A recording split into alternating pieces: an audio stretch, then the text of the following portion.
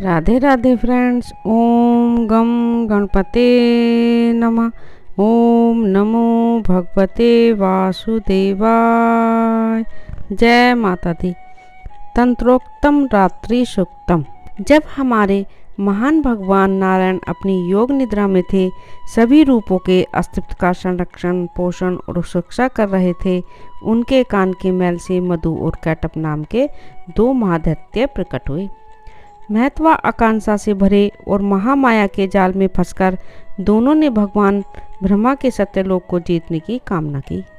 चिंतित ब्रह्मा ने तुरंत भगवती महामाया महाकाली से प्रार्थना करना शुरू कर दिया, जिन्होंने अपने योग निद्रा रूप में भगवान श्रीमन नारायण को आनंद में नींद में सुला दिया था।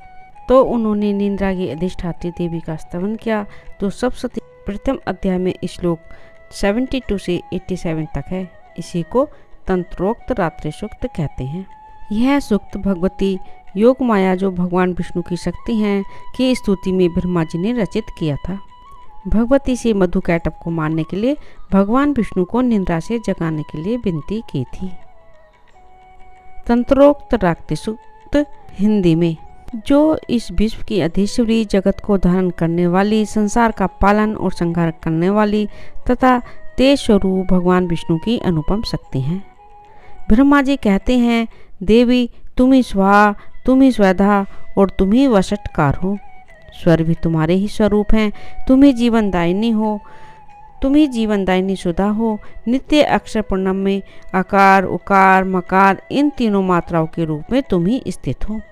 इन तीन मात्राओं के अतिरिक्त जो बिंदु रूपा नित्य अर्धमात्रा है, जिसका विशेष रूप से उच्चारण नहीं किया जा सकता, वह भी तुम ही हो। हे देवी, तुम ही संध्या, सावित्री तथा परम जननी हो। देवी, तुम ही इस विश्व ब्रह्मांड को धारण करती हो। तुमसे ही जगत की सृष्टि होती है, तुमसे ही इसका पालन होता है और सदा तुम ही कल्प के अंत में सबको अपना ग्रास बना लेती हो। जगन्मयी देवी, इस जगत की उत्पत्ति के समय तुम सृष्टि रूपा हो, पालन काल में स्थिति रूपा हो तथा अल्पांत के समय तुम संहार रूप धारण करने वाली हो।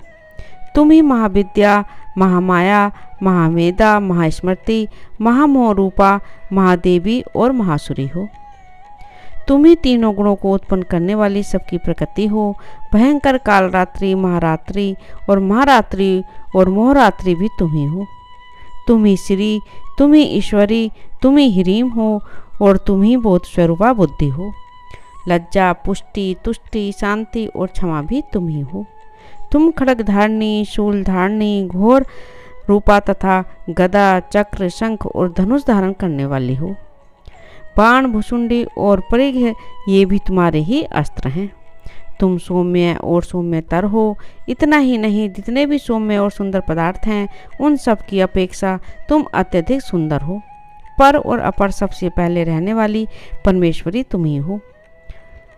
सर्वस्वरूपे देवी, कहीं भी सत्य असत्य जो कुछ वस्तुएं हैं और उन सब की जो शक्ति है, वह तुम ही हो।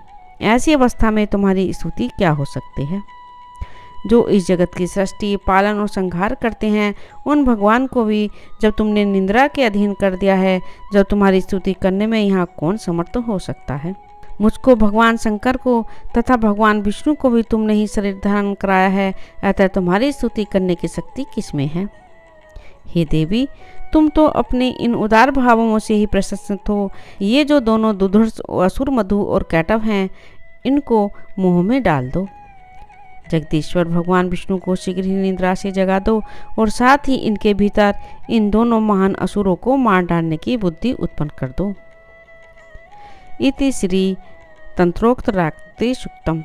राधे राधे। ओम नमो भगवते वासुदेवाय। जय माता दी।